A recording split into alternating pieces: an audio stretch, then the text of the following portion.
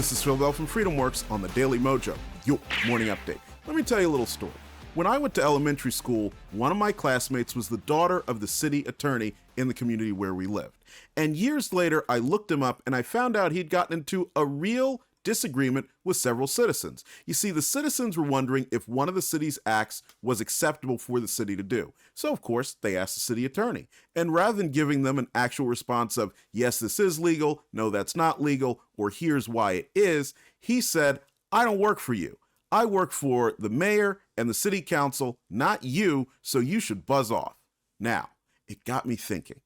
Why do we as citizens always look to the government to do things for us? Because when we do, the government's response is simply to grow itself. It hires more people, it spends more money, and as it does, it becomes less responsive to you and I.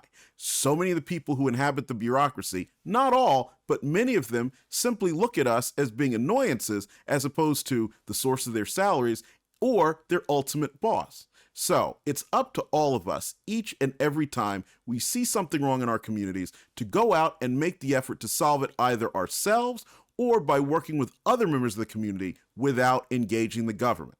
So, is your neighbor playing his music too loud? Rather than taking him to court and making a big deal at the city council, go over, ask him nicely if he can turn it down. And quite frankly, if he really, really loves his music, maybe put on a pair of headphones. You need a place for the kids to play? Get some citizens together and figure out a way to do that rather than asking the city council to expand the parks department and spend more tax dollars to make a new park.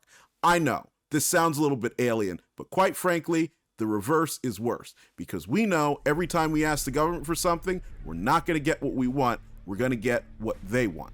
The next thing you can do is go over to freedomworks.org and sign up to become a member of our Freedom Teams, where you'll find like-minded people who would much rather solve problems on their own and with fellow patriots than ask the government for help.